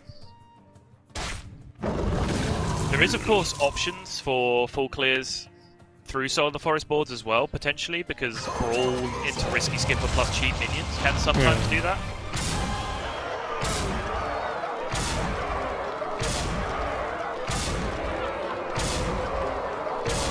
Okay, Deathwing. Yeah. If you want to flex, then fine. I mean, I guess just be like that. Just smoked everything else, and then the Mount Seller last. What a legend. So a lot of damage from Gift of the Wild, though. It is. You probably should sword on board, right? Yeah, okay. I was going to say. Yeah, it makes sense to respect it here for sure. Gift and go. The old Yeah, GG. Got to go in, right? There's no choice now. Pushes 25. His opponent brawls, which is their last remaining AoE, and then he still retains a 5/5 at the end of the turn to build on again for the following turn.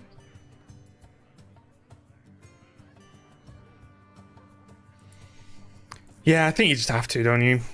And then he still has Zixor to back this up as well. I think the most important thing here is he can't really guarantee a good Gift of the Wild, as in one that gets to hit face. So guarantee it now. Agreed. Energy, power. My people are addicted to it. What is going on? Time waits for no one. Gift of the Wild is going on. He's just using Savage Roar Oh, to cash okay, out okay. as well. Yeah, it's Okay, actually good. yep, I like yep. this. This seems smart. I thought he was going for overflow, and I was a bit like, come on, Thijs, 5 cards left. You're like, what's the game plan here? But yeah, this is nice. Yeah. Now he has an outcome where a 6/6 wins the brawl as well, which is, you know, just Something. excellent. Never mind, the Armor Smith always wins the brawl. Yeah, ooh, Armsmith saved the day. Imagine if there were interactions, like there was a card called Brawl Winner. If you put it in with Brawl, it just always wins, because that's the name of the card. More likely he has Brawl here, and then he has the Armor Smith gain 1,000,000 combo just again Yeah, next turn. the turn yeah. after Blood that. Swan again, so on, so on. But again, that doesn't really solve the problem of the last board. But it's got to be a Brawl. I mean, he's dead, right? If he doesn't, so that's a done dusted decision. See the outcome of the brawl. Oh, I thought KT was going to win it then.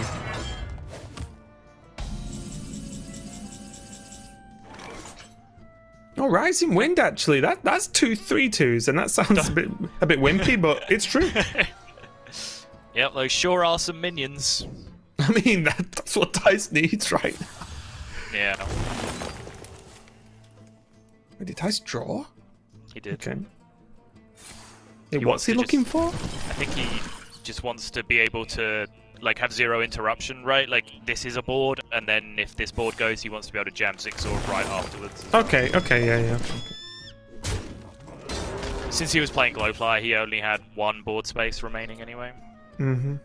Yeah, and then Just the makes draw sense. gave him the extra fly, right? So. What's Whoa. your favorite card, Sol? It's actually pretty good here, right? I don't know. Grand Lackey Armor Smith with Risky Skipper, and then chain some lackeys to clear most of the board. And then Yeah, I guess. one You of your just don't lackeys get to will be Blood able Swan. to. One of your lackeys will be able to take care of the 4/4. Is that actually better than just doing the Blood Swan turn I instead? don't know. To get a second Armor Smith? Lucky Armor Smith Blood Swan, even if you just leave a 4/2 on the board, who cares, right? Made to Well, I kind of care because then it can kill your Armor Smith. But not the second one. Yeah, it's true.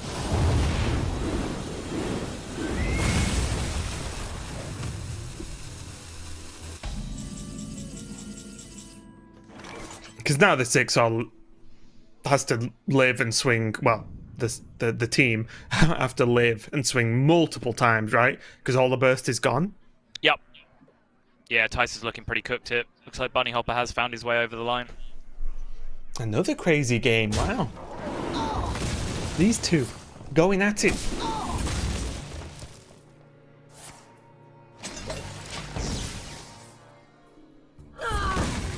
Probably overgrowths, right?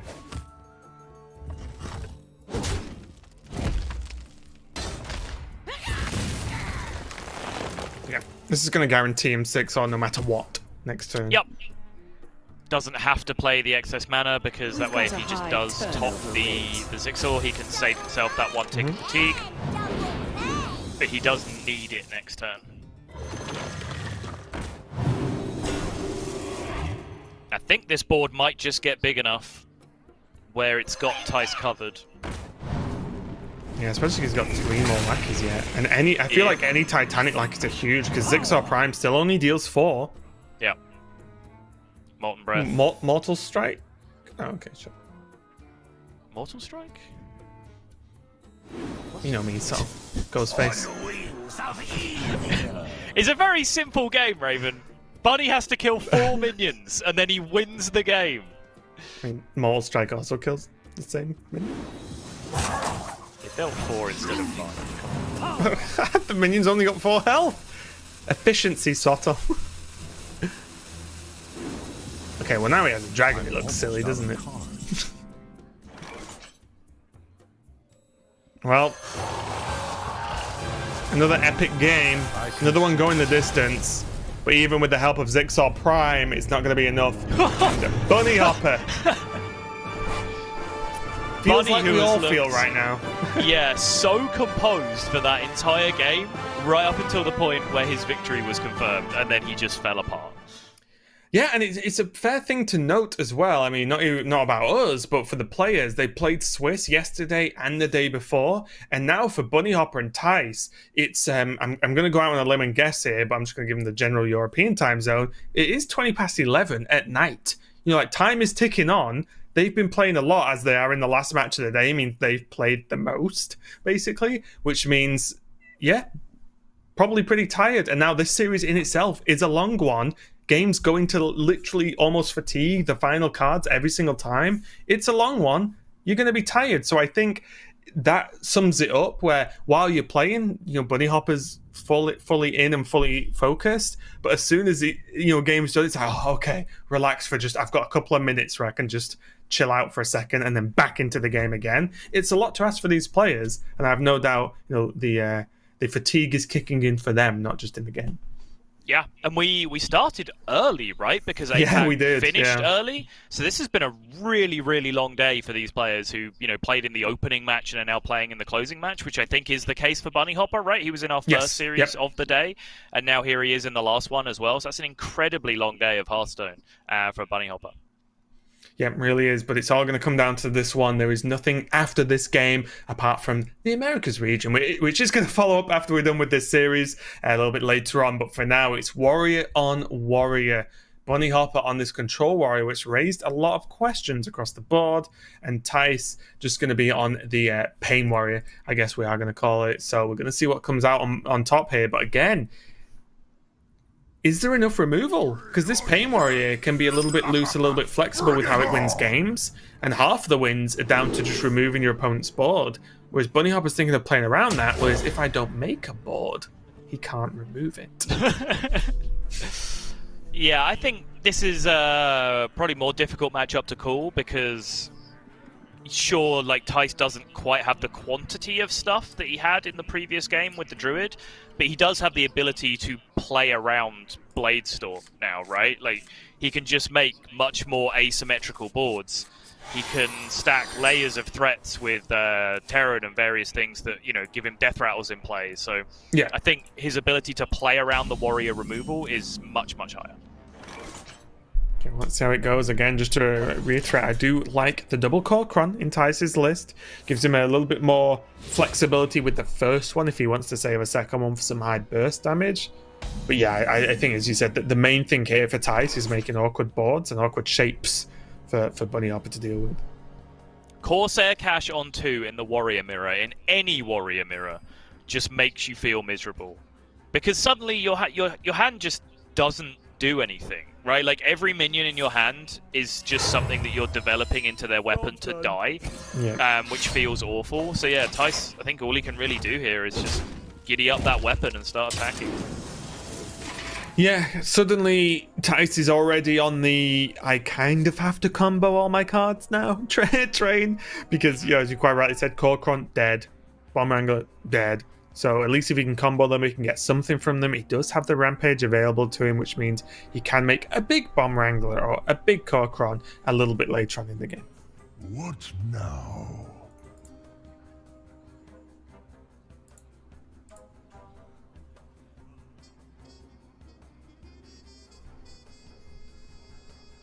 Bunny looks like just checking stuff out in Thijs' list right now. Yep. Maybe checking for a cheeky weapon removal or something. Yeah, play around anything spicy like an ooze. Someone's got to lead the charge. Someone's got to lead the charge. And the Infinite Chain begins. That's a big deal, actually, the Henge Clan Burglar. There's a few pirates that can really flip a game on its head, and that is definitely one of them, just because it discovers a card that your opponent can't really play around. Whoa, okay. Huh. What do you think of the Spellkin? It's okay. Like, I think it's a solid, like, mid-tier Discover choice most of the time. It gets outclassed by, obviously, all the premium stuff, but... Yeah. There's a whole, like, slew of dragons around, like, that 4, 5, 6 mana cost that are all fairly similar, honestly. I was just wondering if the Death Rattle was actually worth more. Yeah, I was Because you kind can of Blood interested Swan in it in the 5, as well. 6, yeah. Do a semi sort of Terran style, maneuver. So yeah, I'm just surprised if like the average 1 mana spell is actually better than just a Death Rattle against specifically Bunnyhoppor's deck.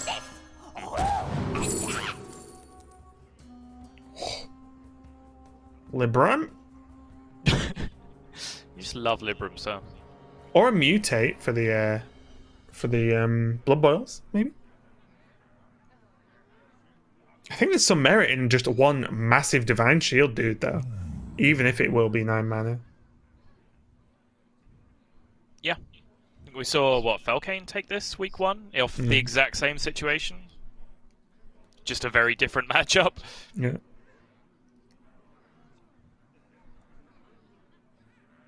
I think Mutate has the most natural synergy with the deck. Just, like, not even just Bloodsail Brute, but your whole deck, like, you play a bunch of minions that, like, damage themselves down to 1 health, and then you leave and them then there, just right? Yeah. Even if Mutate- it was heal, it would be good, right? Yeah. So Mutate does seem pretty strong. If it was heal, it might actually be better, because you could just Risky Skipper down to 1 and then heal the Risky Skipper back up again and then just keep going, you know? So you're saying he should have took Healing Touch? No. Definitely not. Does a Voodoo Doctor ever make this deck song? 1 mana, proc a Skipper, heal it back up. How often is that actually relevant, though, thinking about it? Like, not very, right? No. Sometimes you want to do 4 or 5, but if you need to do 6, you're probably just pretty dead. If you need to do 6, play Demon Hunter. Yeah, for sure.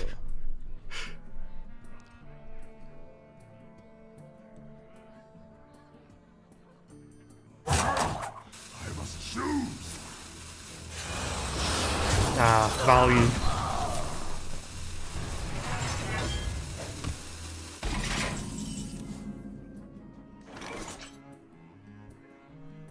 I think this is ever a blank one to maybe draw out a Bladestorm. A blank one? The 110? Yeah. Yeah, I kind of like tempoing the 110 here. Got Bunnyhoppor rubbing his eyes. Made to fit. If Thijs only knew, he could be like, he's getting tired. I'm going to play slower.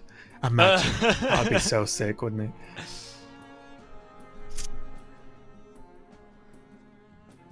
Says, imagine if it's just like an emote past your bedtime or something like that. Yeah.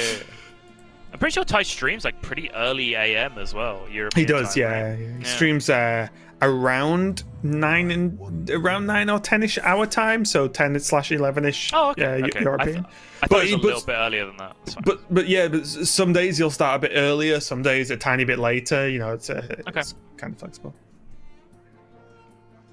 You mean a streamer of the level of Thijs does not have a rigid and consistent schedule? No. He's just bow down to hit Thijs' whims. Damn. He does spend about 10 minutes of the start of his stream just saying good morning to almost every single viewer in his chat at that point, though. Which is impressive. I'd spend about 5 seconds doing it and just get bored. Not get bored, but be like, this is going to take me a while, because he pretty much just says every single person's name that types good morning in chat. It's pretty impressive. Yeah. Just nice guy, Thijs. Cool. Yeah. Terran does seem like one of the most important cards for Thijs in this matchup, so timing it will be key. Yeah, and it's one of those choices where do you try and hit something specific with Terran, or do you try and go for, wow, this happens to be a lot of value, which looks like it's going to be this play from Thijs. No, these are just 3 pretty good minions. Instead of going, what if I Korkron Terran? does that work? You know what I mean? And like try and do something fancy. Yeah, I'm a little scared of this play just because Bunny's just kind of chilling right now. Like, he could easily take care of the Terran and then AoE if he really wanted to. But I guess the only relevant AoE to that board that comes out is the Brawl. And even then, a good minion can win the Brawl a lot of the time. Like, that board that comes out is, like, super resistant to Bladestorm, right? Like, Bladestorm Right, yeah. nothing. So I guess this is fine.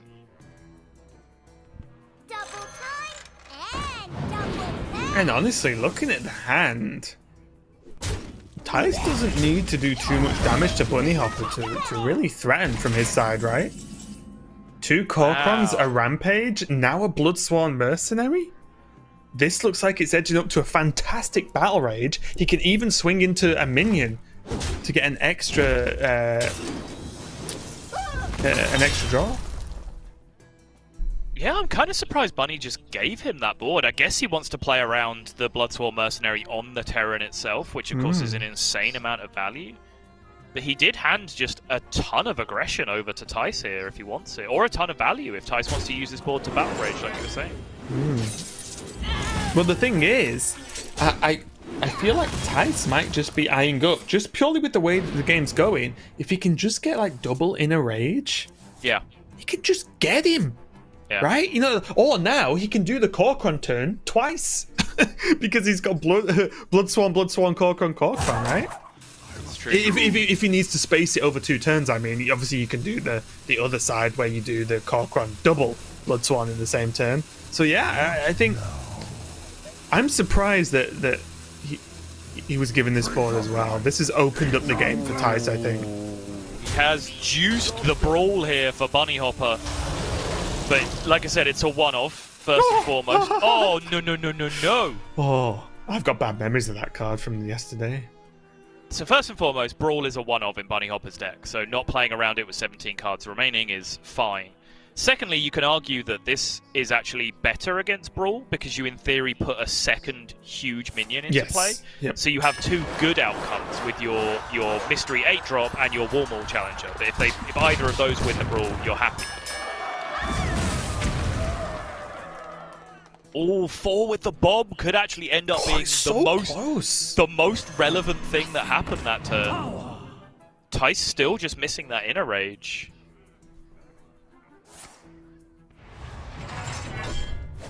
Ramming speed again is the pickup from Bunnyhoppor.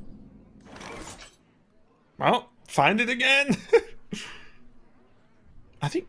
Do you just do a 2-off here? A 2-off? A 2 Battle Rage. Sorry. Oh, I see. These kind of suck. Deathwing, right? As like the last card of the game if everything else fails? Yeah. Maybe.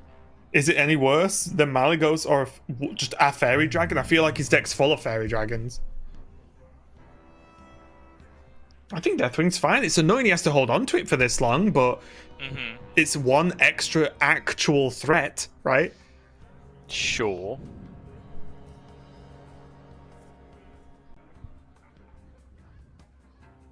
Does have to start getting some cards out of his hand. So can he be a bit... Yeah, I was just going to say, can he be a bit more loose with this Rampage because he has the double Bloodsworn Mercenary? Oh, okay. Never mind. He did the thing I didn't think he was going to do. Draw 3. That's it, cash. Still no Inner Rage. It is another board straight after a Brawl that is very scary, to be fair. Yeah, but this board 5/7s? is super vulnerable to Bladestorm, because the 1/1s trade, the weapon hits the 3/3, and then goodbye board. So do you think he should have actually put the Armorsmith into the 1/1? That sounds illegal. Well, I'm just asking a question, so.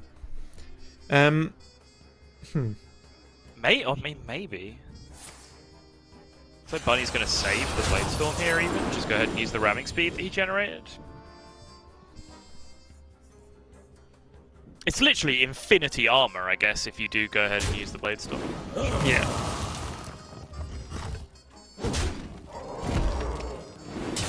Does Bunnyhoppor care, though? Wait.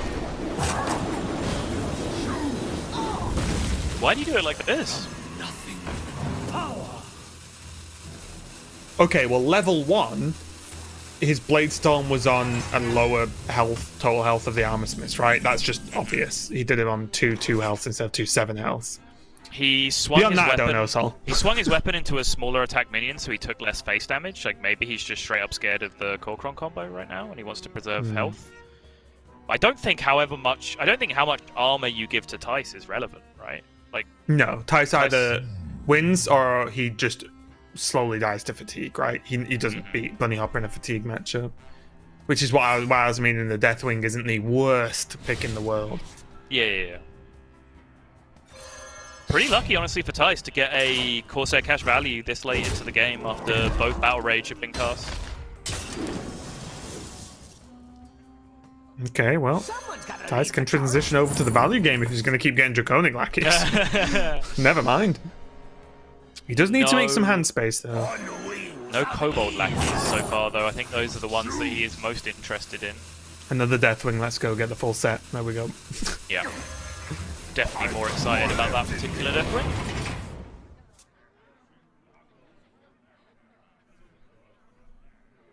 Why is it, no matter what, these guys are taking every game to almost fatigue? So it doesn't matter what the matchups are. It's crazy.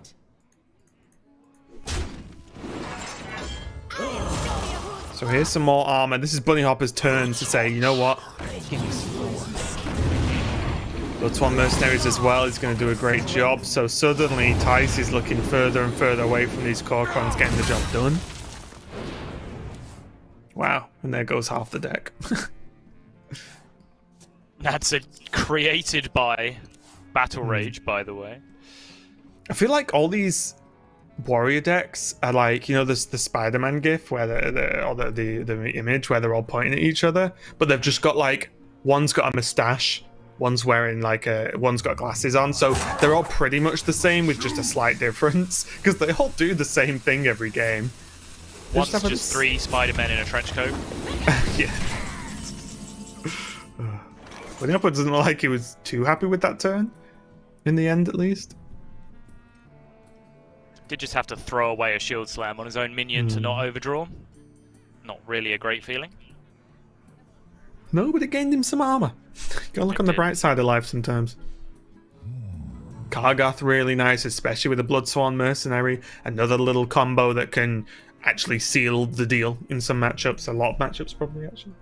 Yeah.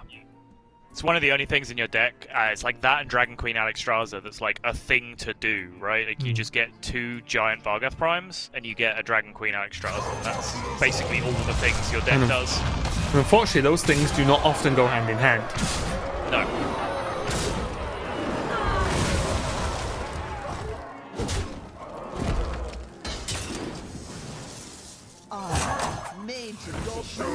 Oh, good enough evolve? No? Okay. 12-7 into a 9-drop is not an improve. I don't think you get 19 stats on average out of a 9-drop. I could be wrong, but it just seems kind of bad. Yeah, I guess Thijs needs the damage. I was more thinking of the likelihood of more health, but I guess 7, around 8 health is probably expectant. Exactly. So yeah, it's not too much. I wonder. The Blade Fist has no master. Is Bunny a Bloodsworn gamer here? Yes, he is. Oh yeah, Okay. it's hard not to make this play. It feels so good. Does turn off his Alexstrasza though, or at least That is a problem. More so, because he is adding duplicates to his deck. Yeah.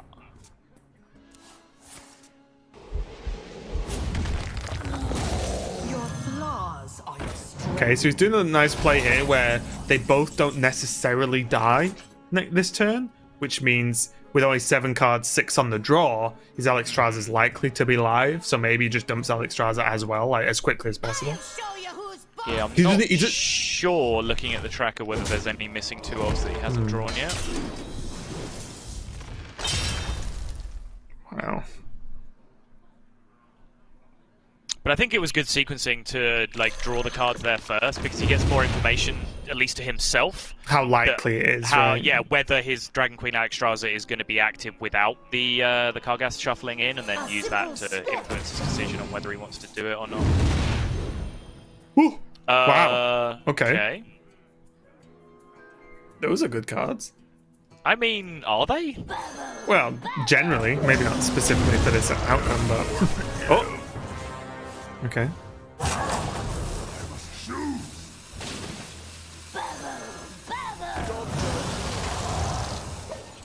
Lightspawn. Dragon Queen not active still. So what is he missing? Well, he just put 2 Kargaths in. Oh, of course, yeah, So yeah. that doesn't help. Sorry. It's okay. It's now, because I'll I let was you off this already one. looking to see if there was a. Yeah. Oh, here we go. Deathwing number 18, I feel, of the day. I think actually that Sword and Board that he just drew would have activated it. It worked with the Kargath. Oh, really? Wow. Even if he draws 1 Kargath, which he does not yet.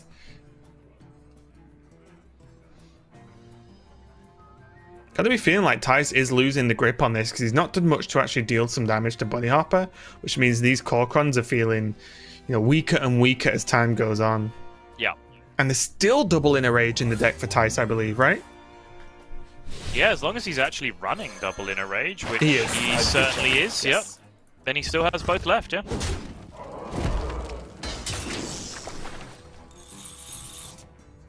Still 2 inner rages in. Every turn I'm going to say that now. And he's just... Okay. He didn't whirlwind the Deathwing. He's okay with taking 12. Oh, and there's the Kargath. Which means Alexstrasza is live. Bunnyhoppor just has to find a way to actually make enough space in his hand for the dragons. Yeah. He just sword and board his own minion here. Not the Deathwing, by the way.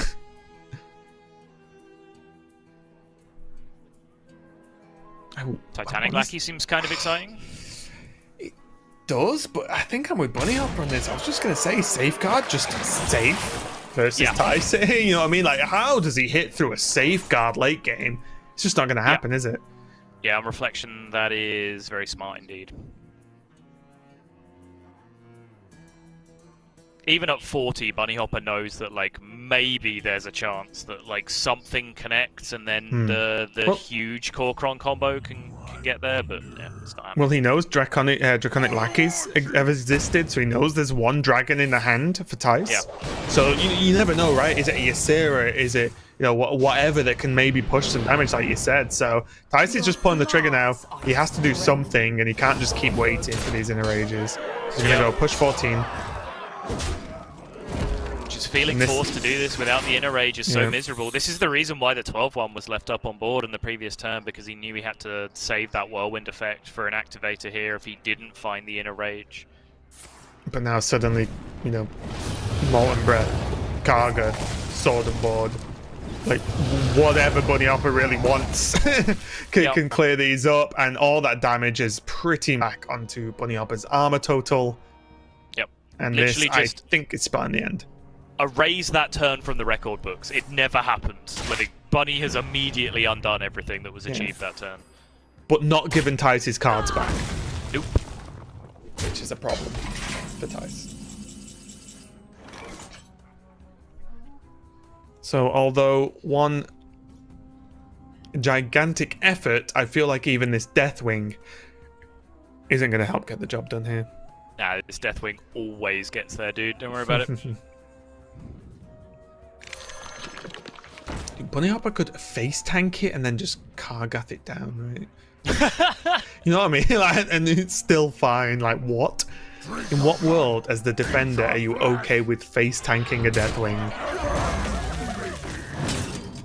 I'll show you who's boss. Well, I will say, honestly, I don't want to call the game too early or anything, but I will say I'm starting to see the value of this deck. I just feel it has very narrow matchups, this warrior deck from Bunnyhoppor. Yeah, no, it makes sense. And honestly, like, a narrow matchup deck in Last Hero Standing isn't the worst thing in the world, right? I was just going to say, not a deck you necessarily want to queue on ladder, but for a specifically prepared tournament lineup in Last Hero Standing, I take my hat off to Bunnyhoppor. It does seem to do the job he wants it to do. More of a, I think, a scalpel than a Swiss Army knife, right?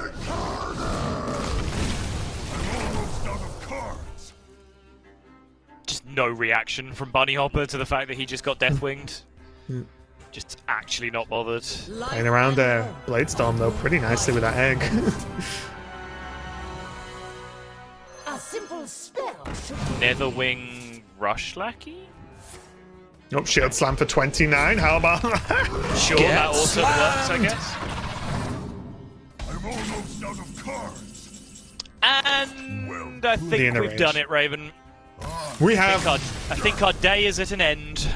Our day is done, and so is Bunnyhoppor's. There's the smile and just the lean back. He is done too, and he is done in the best way, as he is the winner. Unfortunately, commiserations for Thijs getting knocked out, but again, a great overall performance for him. As that's week to week, back to back. He's in top 8, so he's gained and cashed in some great points. Congratulations to Bunnyhoppor. He did not make it last week. He is in this week, and he's still in, as he's going to hit it on Sunday. And honestly, just a very interesting series overall for many different reasons. Not only did we get to see this warrior put to the test, but we saw some crazy long games, some cool intricate plays, and I think just some top level Hearthstone, honestly, Sol, just as a rounding off of this series. Yeah, I'm actually really happy with that day in terms of, like you said, how interesting some of the matchups were. Some of the plays that we saw were, particularly high level, I think, from some of the players. And again, just the pool of players that we have in European Grandmasters is just so absurd overall. When you just look at that group on its own, it's just got but Bunnyhoppor and Jarl in it, and then the legend that is Thijs, and of course Falcane, the newcomer, who I made the point earlier, I think is very rapidly showing that this is where he belongs, at the top table. Hearthstone.